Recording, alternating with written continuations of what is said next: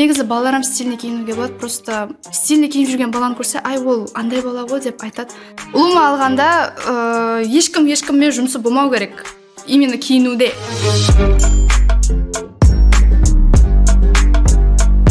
Өзі дизайнер болу үшін баста художник болу керек. Тігуші менен дизайнердің парқы жүдә үлкен. Жастар уже айырып басылады, дизайнер кім, тігуші кім. Бір нақысты қоймастан, оның тарихын біліп, ол хаял қызларға туры келе ма, еркек баларға туры келе ма, ол қандай затқа туры келеді, соның тарихын біліп, одан кейін сол нақысты қолданамын. Қыз келіншектер қызыл реңде ұзатылып жатырды. Негізінде тарихқа қарайтұғын болсақ, көк көйлек, яғни ұзатылатұғын киімін тігетұғын болған. Модель деген өзін көрсету емес. Соған берілген товарды көрсетіп бере алу керек халыққа.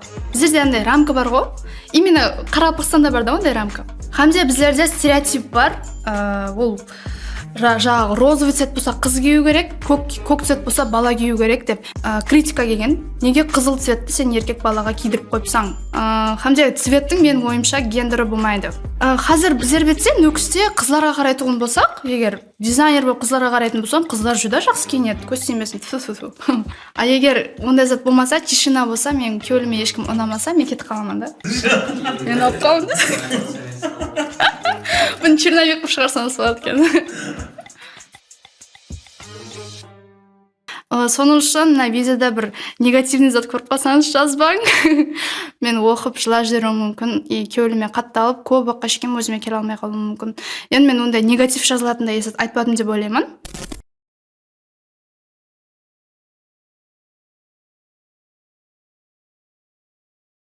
Ассалаумалейкум, мен Индира Жұмабаева, студент, дизайнер, жас жеке кәсіпкерлермен Инди Models, Юнхи Ателье, Инди Фрай брендінің текашысымын. Дизайнер бұл дөретуші инсан, дизайнер ол har түрлі дизайнер болады, интерьер дизайнер, ландшафт дизайн, хам либас дизайны. Мен либас дизайнермін. Либас дизайнында ешқашан ізленуден тоқтамау керек. Мода әлемінде болса жаңалық һәм өзгерістер har минут, даже har секунд сайын болып тұрады, һәм де солардан хабардар болған халда іс алып бару керек. Өзі дизайнер болу үшін баста художник болу керек. Художник ол тональность, реңдер менен бірге істесе алады. Сонан кейін жақсы дизайнер болуға болады. Дизайнерлікке мен өзі кішкентай кезімнен есімді танығаннан бері дизайнер боламын деп келемін. Сол дизайнерлік тарауында оқымасам да, сол дизайнерлік тарауында мен оқуға кіргеннен кейін, студент болғаннан кейін жарыстарға қатынасқан халда коллекция шығарып қатынасып басладым. Хамде сол өзімнің коллекциямды шығарғым келіп жүрген уақытлары, коллекцияны шығармастан алдым, мен өзіме ұстаз іздедім, интернетлерді қарап басладым. О интернеттен жүдә үлкен мағлұматқа ие болдым, бірақ сонда да өзімнен қанықпадым. Сондан кейін ата-анамның рұқсатыменен Шахзода Мұхамедованың Қарақалпақстандағы бірінші шәкірті болып түстім. Хамде Ташкент қаласында соның курсында оқып, өзіме үлкен білімлер алдым. Сондан кейін өзіме коллекция шығардым. Бұл коллекция Дубай қаласында болып өткен Dubai International Fashion Week халықаралық модалар көргізбесінде алып шықтым.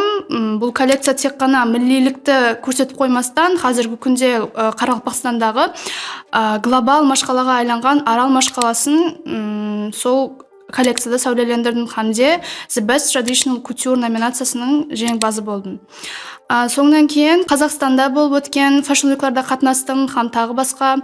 Хамде сол жақтағы Fashion Week-ларды көрген халда, сол нүкістеде неге ондай өткермеске деп, сол нүкістеде қазіргі күнде жылына бір мәрте өзімнің шәкіртлеріммен біргелікте сол модалар көргізбесін өткеріп барып жатырмыз.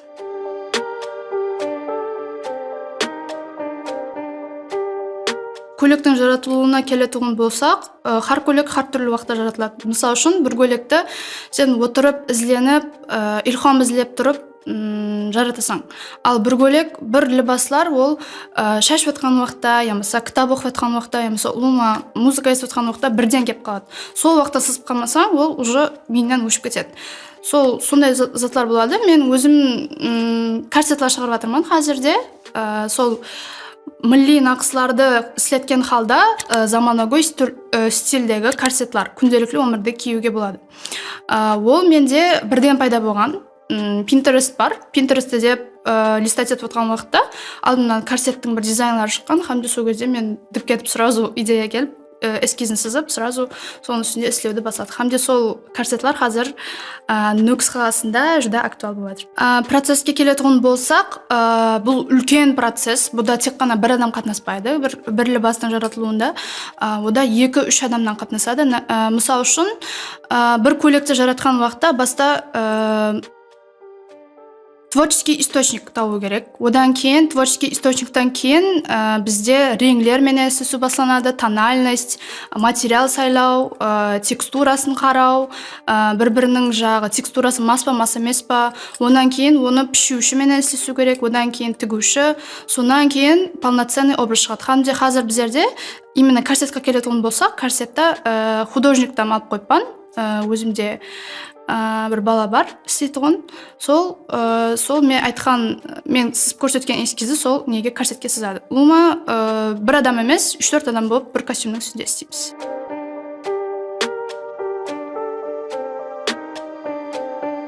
Тігуші менен дизайнердің парқы жүдә үлкен. Тігушінің өзі былай екіге бөлінеді, пішуші һәм тігуші. Пішіп беретін адам һәм тігіп беретін адам. Дизайнердан парқы болатығын болса, дизайнер ол көйлек жаратады, лума идея жаратады. Тігуші болса, ол тек қана тігеді. Деп айтсам енді грубый болатын шығар, бірақ негізі сондай. Мен өзім ондай сұрауды Шахзода Мұхамедова ұстазыма бергенмен, сол кезде де сондай жауап ескенмен. Өзімнен қосымша қылатын болсам, андай идеясы күшлі тігушілерім бар, бірақ олар коллекция шығаратығын болса, ямыса лума бір дизайнның үстінде істесетін болса, әлбетте кемшіліктер һәм қателер тауылады. Соның үшін баста дизайнерліктің қандай да бір не десем, біліміне ие болып алу керек деп ойлаймын.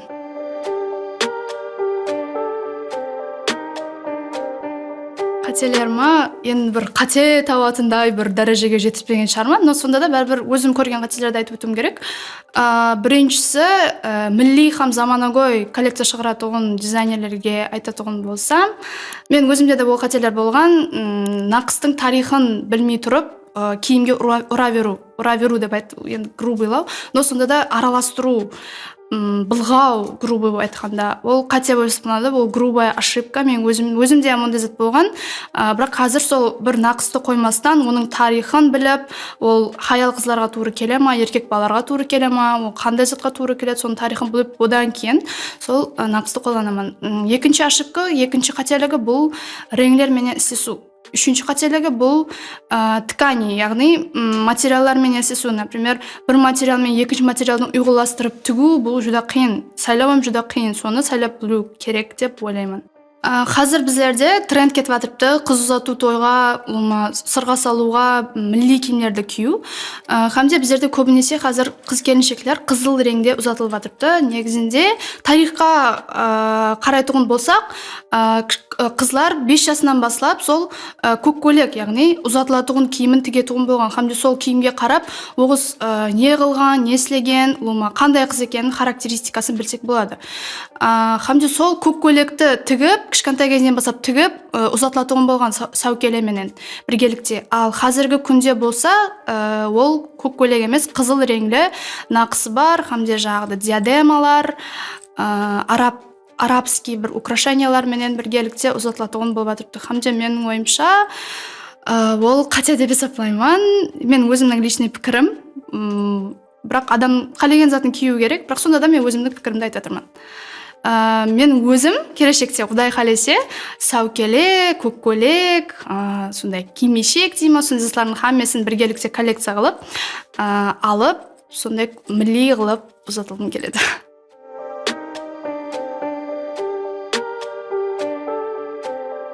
Көп тарауларда сондай көзқараспен қаралады. Мысалы үшін артист, актер, актриса тек қана модельлік емес. Например, шаштарезлерге де баяғы уақытларда сондай қылып қарайтығын болған. Менің ойымша бұл үлкен қате. Репутацияны ол кәсіп сүрмеген негізінде. Сол кәсіпте істейтұғын бірнеше бір қызлар деймен ба, ямса еркек балар деймен ба, адамлар репутациясын түсіріп алғаннан кейін лума халық сондай ойлайтын болып кеткен. Негізінде ол лума ондай кәсіп емес. Ол просто стереотиплардан біздер уже әлі қашан шығып кетуіміз керек еді, бірақ біздер елі сол баяғы стереотип қатып қалған рамкалерден шыға алмай жатырмыз. Негізінде мен өзім модельный ашып қойпан ғой енді. Модельный ашып қойпан, дизайнерлік ашып қойпан, ұлыма ондай емес. Ата-аналар өздері звонок етіп, қоңырау етіп, мен қызымды жаздырғым келіп жатырыпты деп жібереді. Бірақ бір ата-аналарым бар, ол жерден не пайда алады өзі, ақша таба ала ма, анау-мынау деген. Біреулері бір қызлар келеді, мен өзім қатты қызығамын, мен мамаммен сөйлесіп берінде алтымас, мен қатты қатынағым келеді деп. Сол мамалармен сөйлесіп қатынаттырған уақытларым болды. Себебі жаңағыдай стереотипті қап қойғанда, рамкада қап қойған. Негізі ұлыма ондай кәсіп емес.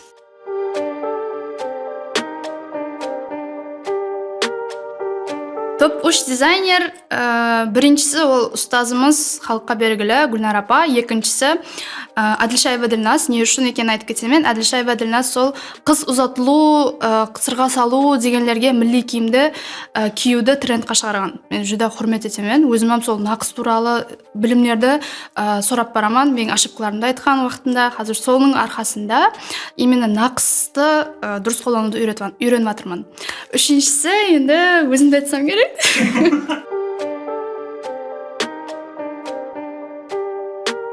Модельлік қандай уақытта раважланады? Модельлік дизайнерлік раважланады. Себебі екеуі қаттыға бір-біріне байланысты. Модель өзі бұрында манекеншісі деп айтылатын болған. Ол тек қана киімдерді киіп бұл жерге шығу болған. Қазіргі күнде болса бұл кәсіп болып қаралып жатырды. Қанша адам бар, бұның арқасында миллион ақшалар тауып жатырды. Например, Кендалл Дженнер, Джиджи Хадид, Белла Хадид, Наоми деген супермодельлер бар дүнияға белгілі. Енді модель деген ол, например, дизайнерға байланысты дедім. Не үшін? Себебі дизайнер болмаса модель болмайды. Дизайнер өзінің киімін халыққа көрсету үшін модельден пайдаланады. Яғни модель соған берілген товарды көрсетіп бере алу керек халыққа. Модель деген өзін көрсету емес. Яғни соған берілген затты көрсетіп бере алу, сұлу етіп көрсетіп бере алу. Енді дизайнерлікті раважландыру үшін көбірек fashion week-лар өткеріп тұру керек. Ташкенттің өзінде, Ташкент қаласында дерлік har айда, har 2 айда десеген болады, fashion week-лар өткеріп тұрады. О жақта уже қанша дизайнерлар көп, коллекция шығарады. О жақта уже модельдерге болған спросам көп, а біздер жақта елі ондай көп емес. Например, магазиндер бар еще. Магазиндерде де біздерде өзінің қызын алады, я мысалы қоңсының қызын алып шақырып түсіртеді. Ол меніңше не профессионально. Лучше өзінің делосының профессионалы шақырған халда істетіп түсірген мақұл деп ойлаймын. Сол қысқаша ответім, дизайнерлік раважланса, модельлігім раважланады. Хамде және бір айтып өтуім керек, модельдер қалай ақша табуға болады? Дизайнерларда ақша көп болса, модельдерде де көп болады, себебі именно дизайнерлар модельдерге төлейді. Например, мен өзім фэшн-уикларға қатынасқан болсам, модельдер нормально ақша табады негізінде. Айрым бір государственный жұмыстардағы слетуғылардан көп табады. 2 сағат, 3 сағат шығып береді. Соларға төленеді. Оларға төлену үшін біздерде дизайнерский киімдерге спрос болу керек. Дизайнерский киімдерде бірінші очередь сапа болады, яғни качество. Басқаша дизайнда болады. Например, қазір базарға барып киінетін болсақ, мен магазинде бірдей киім. Мен өзім базардан киінгім келмейді. Сондықтан дизайнерлік раважлану керек.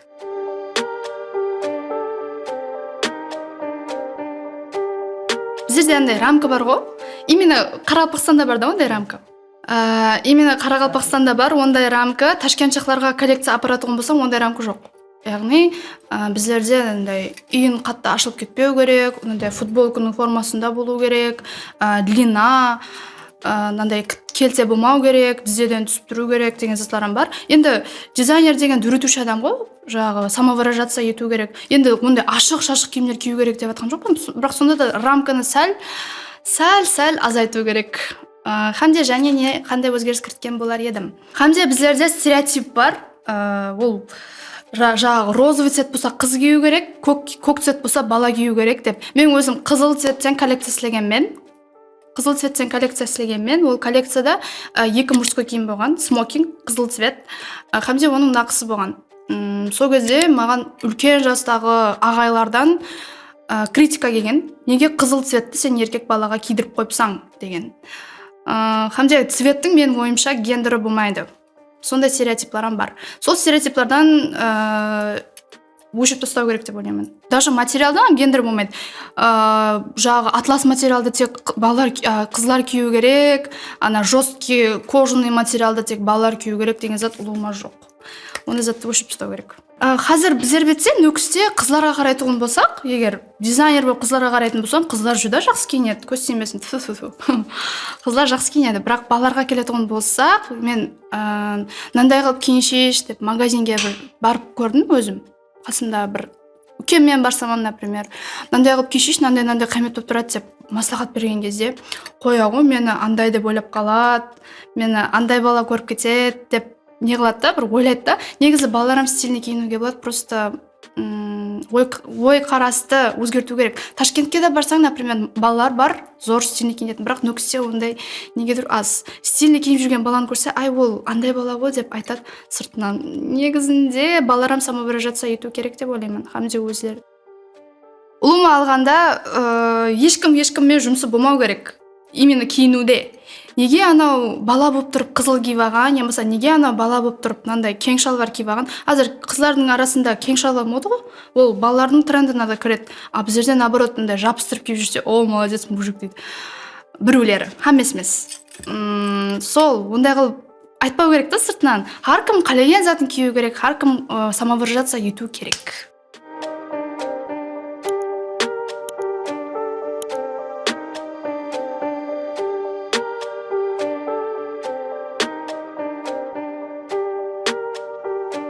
Қарақалпақстанда деп айтайын ба, грубый қылып. Негізінде мен өзім деп мынандай қылып деп цель қойыппын да, мақсаттар қойыппын. Азыр астен сол har мақсатымен бірме-бір жетіп кетірмін, көз тимесін, машаллах. Енді ол сұрауға айтатын болсам, баста мен өзім Италияда оқым келетін еді. Қазір магистрға даярланып жатырмын. Бірақ негедір оценкаларым төмен болып жатырды, бірақ сонда да даярлануды давам етіп жатырмын. Ол жақта оценка қатты қарайды. Италияда оқып келіп, осы жаққа қандай да бір білімді бөлісіп болғаннан кейін өзім Италияға кетіп қалғым келеді. Өмірімдің ақырына шекем өзімді сояқта представить ете аламын, көз алдыма келтіре аламын өзімнің семьямменен Италияның бір городогында. Оқуды біткеріп болғаннан кейін магистрді тұрмысқа шығып кетпесем. Магистрді Италияда оқығым келіп жатырыпты. Менде қазір мынандай да 2024-ке шекем өзімде, ол жерін алмай-ақ қойым. Осы өзіске айтатынмын да. 2024-ке шекем бар ғой, менде прям любовь болып, прям тұрмысқа шығып кетсем, оны сәл шетке ұстап тұрамын да. А егер ондай зат болмаса, тишина болса, мен күйеуіме ешкім ұнамаса, мен кетіп қаламын да. Италияға. Что? Мен алып қалдым. Мен алып қалдым. Бұны черновик қып шығарсаңыз болады екен. Ұлымағанда мен қазір магистратураны Италияда көріп жатырмын. Италияда оқып келгеннен кейін 1-2 айға мен нүкіске келіп, білімлерімді бөлісіп, сол жерде бір қызды қалдырып кетіп, сол жерде бір қызды өзімнен кейін қалдырып кетіп, сол қызға ұлыма информация алып бара беремен, ояқта тұрып, ол мияқпетте нүкістегі жастарға жеткеріп бере береді. Кетіп қалғанмен бәрібір пайдам тиіп тұра береді.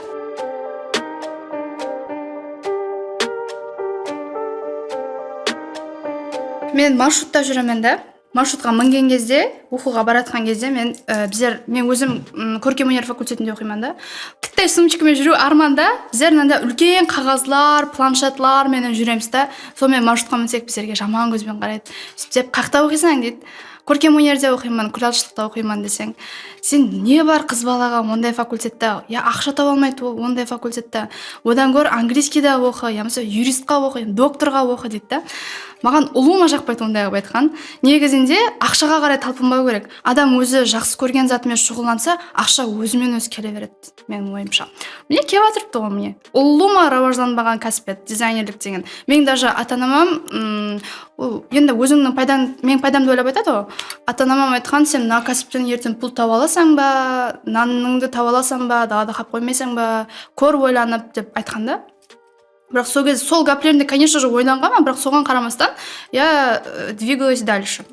И қазіргі күнде мен үйімнен ұлыма ақша сұрамаймын почти что. Мне өзімнің қазір бір жерді арендаға алып, сол оқу орай қылып үлкен етіп ашып жатырмын. Соның арқасында хаммесі. Енді сол дизайнерлік кәсібіне, ұлыма модельдік кәсібіне біздерге еліге шеккен біреулер серьезный көзбен қарамайды. Ондай жеңіл желпі кәсіп деп ойлайды. Даже оны кәсіпім деп ойламайды, хобби деп ойлайды. Және не айтсам болады. Негізі ондай емес. Оның машақаты жүда қиын. Хамде бұл дизайнерлік һәм модельдік кәсібі ешқашан өлмейтұғын кәсіп деп айта аламын, уверенно.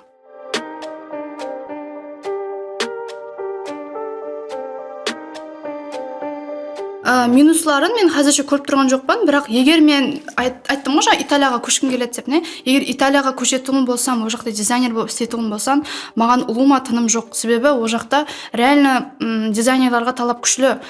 Кімде новость болса, сол жаққа хамме талпынады. Сен қанша ақшасын айта бер, олар тайын тұрады. Просто сен новость істеуің керек. Ол новості істеу үшін сен har минут интернетте болуың керек. Связьда. Бұл дегені жүда қиын дегені. Бірақ қазіргі күнде нөкісте мен почти что қиыншылық көріп тұрған жоқпын. Мен өзі эмоциональный адаммын. Мен кішкентай кезімнен бастап тек қана анандай мақтау айта бергенде, ешкім менің минус жағымды ешкім айтпаған. Енді қазіргі күнге келіп, маған біреу минусымды айтатын болса, мен қатты жүрегіме өзіме жақын аламын да. И комментарияда сондай бұрынғы уақытларда мен андай плакат көтеріп шықтым. Сол уақытта маған бірінші рет хейт келген. Мен түні менен жылап шығатын едім, қатты жылайтын едім. Неге ондай жазады, мен не қылдым оларға деп. И бір-екі блогерлар хайповать етіп, типа мені мазақ қылған. Бірақ мен ол хайпқа адекватный жауап бердім деп ойлаймын. Ұлыма алғанда мен хейтқа қаттыға эмоционалмын. Хейт біреулер айтады ғой, ітібар берме. Қалай ітібар бермейсең? Мен өзім қатты ітібарлы и эмоционалмын. Соның үшін мына видеода бір негативный зат көріп қалсаңыз жазбаң. Мен оқып жылап жіберуім мүмкін. И кеуіліме қатты алып, көп уақытқа шейін өзіме келе алмай қалуым мүмкін. Енді мен ондай негатив жазылатындай есет айтпадым деп ойлаймын. Егер көріп қалсаңыз, ітібарға алмай кетің. Тек жақсы позитивный жағын көріп кетуіңізді қалар едім.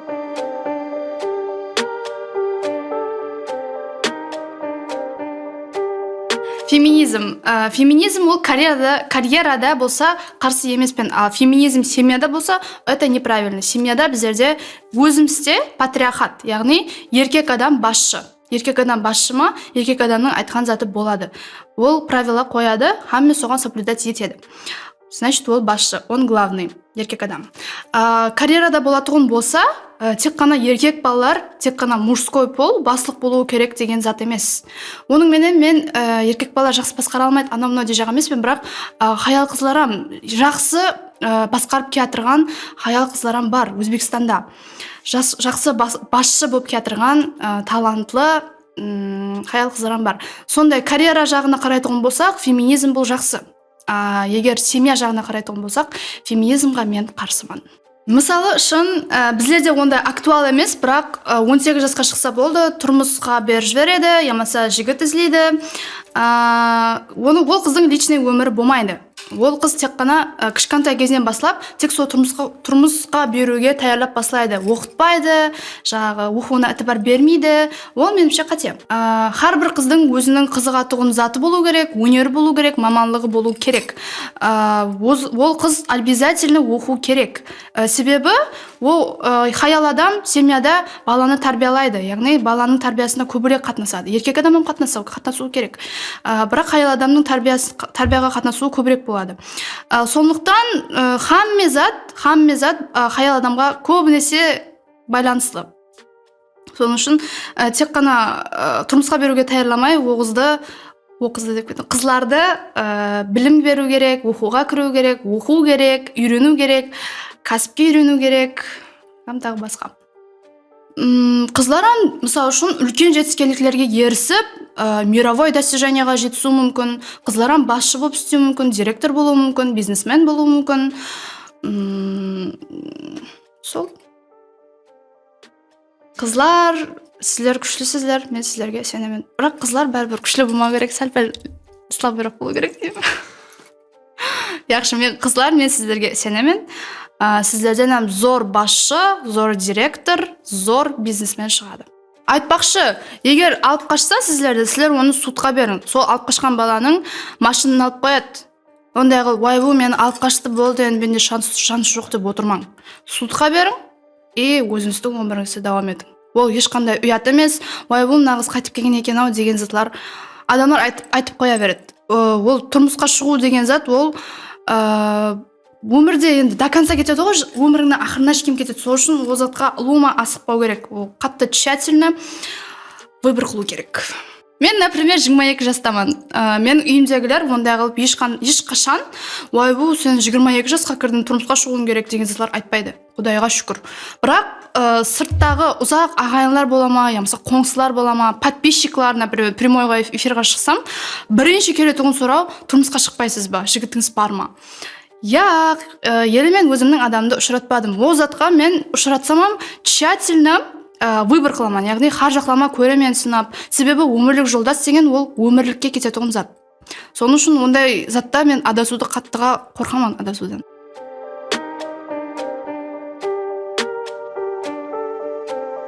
Мен өмүрүмдө бир марта кыз узатууга барып көрдүм. И барган кезде мен шокко түштүм. Потому что куда тареплер, ягни бала тарептин мамалары, агайындары кызга алып келген затын мени шакырып, деп көрсөтүп, мактанып туруп кызга тапсырады. Не үчүн? В чем суть? Я не поняла. И сол заты мага унамады. Сол затты мен отменить эткен болар едим. Және бир-эки дастур бар экен, жагы күйөө баланын калтасын карайды, полный носкинин ичине ишкем карап, аяк кийимдерин шиштирип карап, ишинен пул табылбаса, сону өзүнө алып коет. Что это вообще? Мен сол затларды улуума отменить эткен болар едим. Кетпей калган урп адет дастурлары. Унайтугун тараптарынан айтуу керек кой энди, албетте. Маган кыз узатуудун андай дастурларынын сакталып калган унайды. Кыз узатууда биздерде хавжар менен узатады. Бул хавжарды эсткен кезде хамма кыз менимче көзүнөн жас агады. Көл болуп. Мен өзүм катты жылаганмын узатылганда барган кезде. Сол дастурду эле да шукурлаштырып, сол баягыда кандай кылып узаткан болсо, азыр сондай кылып, точно сондай традицияны бузбай, сөйтүп узататыгын болсо, вообще зор болот менде. Азыр көзүмө жас агып кете жак.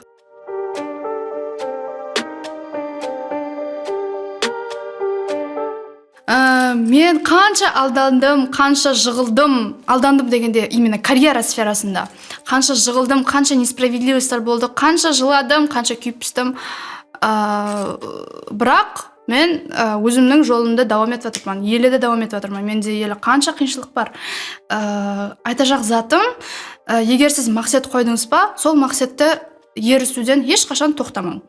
Бул сизге үлкен күч береді, жығылуулар албетте болады. Канча көп жығылган сайын сизде сонча көп күч болады. Сол максатка деген күчүңүз көбүрөөк болады. Сиз канча жығылган сайын сол максатка жакынлашасыз деп айткым келип атыр.